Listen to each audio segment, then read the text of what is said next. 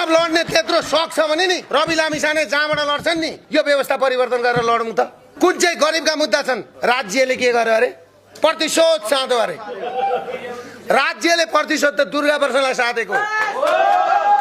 मलाई ब्याङ्कको पैसा ठगो तिरेन भन्छन्। मैले त ब्याङ्कको पैसा लिएर प्रोजेक्ट बनाएको छु। बीएनसी मेडिकल कलेज छ, क्यान्सर हस्पिटल छ, 5 स्टार होटल छ, त्यहाँ रोजगारी दिएको छु, ब्याज बुझाएको छु। स्कुल छ, मैले समयमा ब्याज बुझाइदिएको छैन। मैले फेरि पैसा लिँदैन भने कसले पैसा लिइदिन्छ र ब्याङ्क चल्छ। जीवी भगाउने उही हो। जीवीको उहाँ 1000 करोड लगानी छ। जीवीलाई त मलेसियामा गएर भेटेको। पर्खिनुहोस् न, अब फिल्म आउँदैछ। फिल्म आउँदैछ। बालेन रवि कुलमानहरू बाँच्नेवाला छैनन् क्या? छैनन्। बालेन रवि कुलमानको भविष्य यहाँ छ। यहाँ यो कुरा तपाईहरु क्लियर हुनुहोस्। कोही पनि गतिला छैनन्। त्यसले गर्दाखेरि देशले के खोजेको छ आज थाहा छ? देशको माटो सुहाउँदो नेता खोजेको छ। यी हातहरुमा गोबर र माटो गनाउने नेता खोजेको छ। नेता सर्वहारा वर्ग, भुइँ मान्छे र उत्पीडन वर्गको मुक्तिको लागि लड्ने मान्छे चाहिएको छ हामीलाई।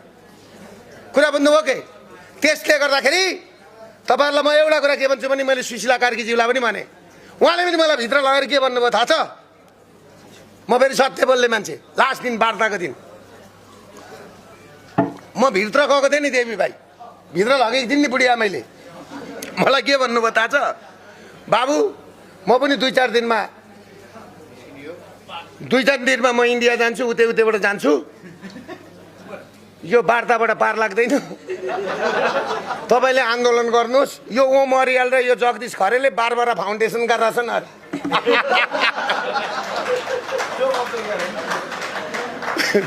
सक्यो होइन? त्यहाँबाट यिनले नै दिँदैनन् जनमत संग्रह हुन भनिन्। यिनले नै दिँदैनन् जनमत संग्रह हुन। मैले के भनेको थियो? 62-63 को जनआन्दोलनको म्यान्डेट भनेको हिन्दू धर्मनिरपेक्ष थिएन। संघीयता हामीलाई देशमा भारी भयो, संघीयता थिएन ल्याउने, राज संस्था फ्याँक्ने थिएन। यो 3टा कुरामा र नमिलेका कुरामा चाहिँ नि जनमत संग्रह गरौँ नि त। अन्तिम विकल्प जनमत संग्रह पनि हुन सक्छ। आन्दोलन भएन भनेर म गएँ। उहाँले के भन्नुभयो? तपाईको आन्दोलन तपाईको माग एकदम जायज हो। मैले उहाँलाई के भने प्रधानमन्त्रीज्यू के भन्नु हुँदो रहेछ भनेर मैले, तपाईँ राष्ट्रपति हुनुहोस् न त एकपल्ट,